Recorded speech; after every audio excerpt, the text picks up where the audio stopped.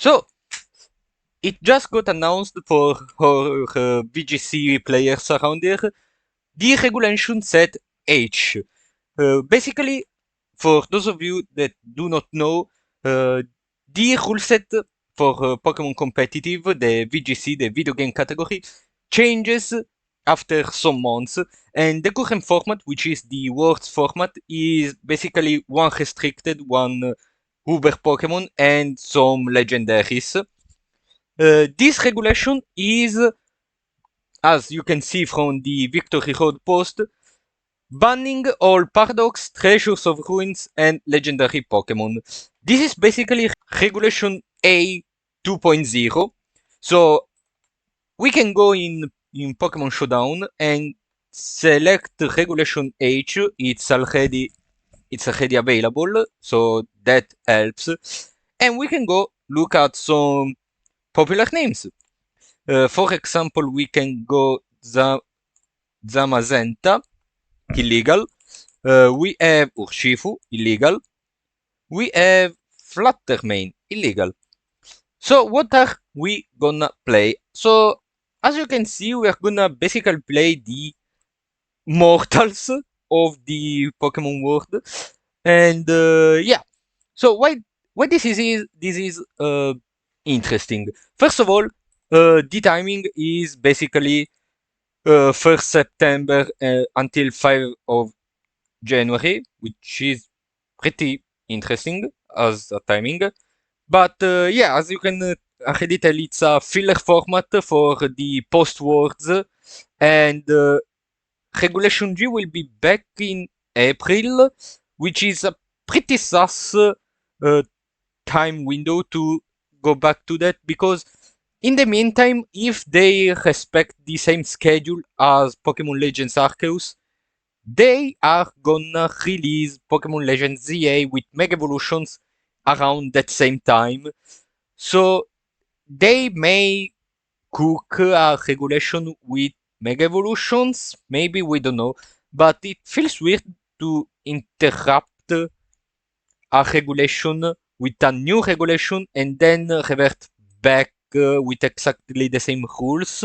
Maybe new additions will be set. Maybe Regulation G will be the final format for Scarlet and Violet. I don't know. What I know is, what can we expect? So first of all, Annihilate. This Pokemon is absolutely broken. It has terrorized the Scarlet and Violet metagame for the longest time.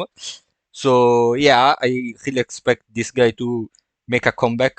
It's so bulky, it's so strong. Rage Fist is such a broken move. It also learns Drain Punch and Bulk Up. This motherfucker does not die. So yeah. Another thing I expect is probably King Gambit to come back, of course. King Gambit is a pretty powerful sweeper. It allows you to play mind game, such for Sucker Punch, Trick Room mind games, thanks to its low speed. It can terrestrialize into some pretty annoying types like Fairy, Flying, and in a Trick Room scenario, Flying is probably gonna be the best. And the reason is basically, since it's Regulation A with the DLC additions, we can expect a lot of Ursaluna Blood Moon. Even Ursaluna Basic, but Ursaluna Blood Moon has the advantage to not suffer from Intimidates. So yeah. Also, you can play Ursaluna in Tailwind. Somebody did that. So yeah. Also, Mind Eye is a broken move. Blood Moon is a broken moon. It's a broken move. What? It's a broken move. It's basically Hyper Beam. Mind's Eye literally cancels Ghost type immunities and basically makes all normal type moves for Ursaluna to always hit. So yeah, we can expect Ursaluna to be around and King Gambit to try and rival under Trick Room. Although King Gambit can do stuff outside of Trick Room. The only problem is Sucker Punch can be easily blocked by probably my favorite Pokemon from this generation and probably one of the most powerful, which is Farigiraf or Farigiraf. I guess it's Farigiraf. Thanks to Armor Tail blocking Sucker Punch for Ursaluna, Farigiraf can also go Helping Hand. So yeah, it's gonna be a pretty interesting, not only core by itself, but yeah, it's gonna be a very interesting mind game. Of course, Incineroar and Rillaboom are gonna be extremely powerful. Since Urshifu is banned, though, we're missing one piece, and it's either gonna be Palafiniro, which, as always, it's basically budget Urshifu, and it's probably gonna be one of the top meta threats because it's so much powerful. It has so good stats. Jet Punch is so powerful. It also learns Wave Crash as a quick burst damage move. So yeah, I expect this guy to make a comeback. If you don't wanna miss fighting type Stab and you don't wanna go for Annihilate, we have Tauros, all forms of the new Tauros. If you miss Urshifu, you can use water type Tauros.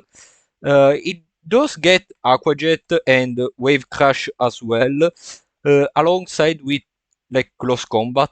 So you can kinda cover for Urshifu missing with Tauros. Otherwise, there's the other Tauros, which is the Fire type one. Keyboard. It's probably most of the time not as good because it does learn stuff like Flare Blitz, it does learn close combat as well. But for a hyper offensive fire type, you're probably better off using Arcanine Isuyan, especially because you also have Intimidate, but you also have Rocket to not get recoil damage from like Flare Blitz or Head Smash. And it deals quite a bit of damage, especially if you play Choice Band. So yeah, you can basically have these guys as representatives. Another interesting Pokemon I feel like because it also won the world, it's the Dragapult. Dragapult won the World Cup, the World Championship with Choice Band and a Terra Ghost set with Terra Blast becoming physical. It's pretty powerful, I feel like. Clear Body prevents Intimidate. Very good stat. It's one of the fastest Pokemon alive. Dragon Darts, it's pretty good. You can even set up with it with Dragon Dance. It has options. I would sleep on this Pokemon. It also can learn pretty good special moves. It has pretty good special attack. It's a pretty good sweeper. I would suggest you try and keep an eye on Dragapult. Same problem. King Gambit exists. Annihilate exists. You can try and maybe stop King Gambit with Farigiraf and Annihilate. You are probably gonna always hit first before Annihilate even bulks up. So yeah. Another interesting DLC addition is Whimsicott, one of the most powerful supports of all time. You can play it with the clock, okay, and avoid fake outs. Otherwise, you can go for a classic focus sash, but you're gonna suffer from the fake outs. So, probably the clock is better. And another interesting addition is the good old core of Metagross and Salamence. I don't remember if Salamence was introduced with the DLC. I'm positive about Metagross, I'm not about Salamence. This core was pretty powerful back in the day because you would play Weakness Policy Metagross and probably Scarf Salamence with Bulldoze. So you can make essentially speed control and trigger Metagross weakness policy without lowering its speed. And you can play with some speed to outspeed. It's up to your calculations. Unfortunately, my bro doesn't get shift gear. It will be pretty powerful. But yeah, you can also play Salamence as a sweeper itself. It has Moxie. You can play it as a special attacker with Dragon Meteor.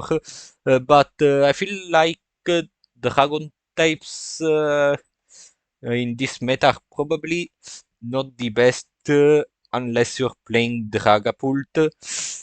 We can go around and see for ourselves. We have Archaludon, which is also pretty interesting. We have Baxcalibur, which basically cannot be burned, and it's pretty powerful because it has Dragon Dance as well. It has Glaive Rush, which is an amazing move. It's basically better Outrage, and you can even give him either Ice Shard as a priority, or you can give it Icicle Spear with the loaded dice, and you basically have a 100 power move always with a chance of being 125, a priority, a 120 stab move. Dragon Dance, you can even play Choice Band or Clear Amulet. It's decently bulky. You can play it with Ninetales Alola, which, thanks to the new snow, will boost its defenses, making him more bulky. You can even put Aurora Veil, and you have a nice ice core where you can even play this guy with where is it? With no, with electric terastallization, so you don't get paralyzed, you don't get burned. You cannot stop this guy because if you try to sleep him, you're probably gonna use Among Us, and Among Us will take a lot of damage from all its moves. So that's pretty interesting. Among Us, since we're here talking about them, it's uh, it's an evergreen, pun unintended. But yeah, it can work. But I feel like so many, for example, Trick Room setters or whatever are gonna play either Terra Grass or the goggles. I can see like Annihilate with the goggles instead of the leftovers. I can see either Insane or Farigiraf playing the goggles. So it has lost a bit of value because people, especially at top level, uh, know about uh, the Among Us shenanigans. Of course, if you don't respect it, you're gonna get destroyed by it. But yeah, another interesting thing that popped out is Hydreigon with the crit stat. So you go this and you go focus energy. Essentially, you can spam the Haku Meteor with focus energy, and you're always gonna crit no matter how much the Haku Meteor is gonna drop your special attack. And it's pretty useful because I feel like Dondozo is gonna make a comeback. And without Urshifu being around, we cannot consistently crit its its boasts with Tatsugiri. So I feel like Dragon may make a comeback, especially since there's no Flutter Mane, there's no real Fairy type that may annoy uh, Dragon if doesn't terrestrializes, but I feel like you should terrestrialize it anyway in most cases. We can even search for Fairy types. There's Azumarill, there's Grimstar with Spirit Break, which is gonna be absolutely powerful. Ninetales is gonna be good. Now that the power level is lower, I feel like a lot of these fairy types are gonna be extremely good. I can even bet on Azumarill, which is probably the underdog, uh, considering all the fairy types we just saw. But Azumarill can actually do quite a bit thanks to huge power. It's a pretty it's a pretty decent powerhouse. Uh, you can run it adamant. You can even give them belly drum. And you have then a nice water and fairy sweeper, which will probably cover most of the Hydreigon typings because it's probably gonna terrestrialize into a fire type most of the times. So yeah, but overall, even fairy types, if I had to suggest fairy types, I'd probably go either Grimmsnarl, uh, Ninetales, even Sylveon can achieve some stuff. Whimsicott, its general support, it's just too powerful to pass on. Uh, Wheezing Galar, I think you're better off using normal Wheezing. Tinkaton, it's probably gonna be pretty decent again. It has Thunder Wave for Goldengo thanks to Mold Breaker. It's gonna ignore good as gold, so yeah. Uh, Sylveon can be good. Stab, Pixelate, Hyper Voice. I will pay very much attention to that. Atterrini, Indeedee, in general, even Armor Rouge, with Psy Spam, it's probably gonna be where is it? There it is. It's probably gonna be a meta threat moving forward as the metagame gets explored. Because I don't feel like people are gonna explore this metagame too much because the big thing right now is the Regulation G with the words. A lot of people are probably gonna look at this and say, yeah, okay, very cute, but that's a filler format. That's probably one major that's gonna happen within the time this metagame exists. So people are gonna go, what I'm gonna do with Zamazenta, what I'm gonna do for Calyrex Shadow. Uh, I feel like this metagame Regulation H will be uh, probably explored for the fancies, to try new stuff that got added to later, like as I said, Metagross, Azumarill, all the new DLC stuff. It feels pretty interesting, but I feel like the risk is paradoxically uh, people are gonna be way more restricted with this format, way more limited, and are just gonna play in Rillaboom Goldengo and move on from that. Just build around that and move on. I don't think too many people will build as it right now. We need to wait until post-words to see anything interesting, probably. But as it right now, I can already tell there's some interesting interaction we can test out. But if I am a be real, most top players are probably gonna be Annihilate, Farigiraf, not even Baxcalibur or Hydreigon, not even Dojo maybe. Probably these two, yes, but it's probably mostly gonna be Annihilate and Goldengo. I'm a be real because they're the uh, safe bet essentially. I do have some ideas for this metagame, which I'm probably gonna show you. I hope. Uh, I hope I can prepare enough stuff because I'm gonna cover the most interesting teams from the World Championships, including the winners team. But yeah, that's pretty much all I had to say. This metagame feels interesting. It's a 2.0 version of the Regulation A. We also have the Isuyan, which should be legal. Well, yeah, they are legal because Isuyan Arcanine. I can see, my pride enjoy uh, good Raisui being used in some way, like Subzipper with the body press setup, and and then just sweep from there. The problem is, last time Isuyan Gudra was good, it kind of centralized the meta. So for the last days, even month, of the metagame where Gudra was legal.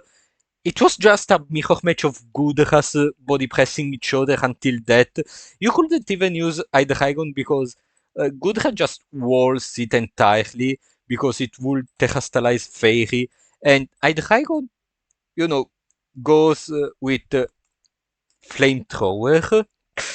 Flash Cannon is not gonna be useful because of the extremely high special defense. You can do something extremely dirty like this. So, uh, good race my pride and joy. I don't know if I want people to to be forced into this metagame again. So we'll see. That's pretty much all I had to say for this. Let me know in the comments what your thoughts are, and see you next time. Bye.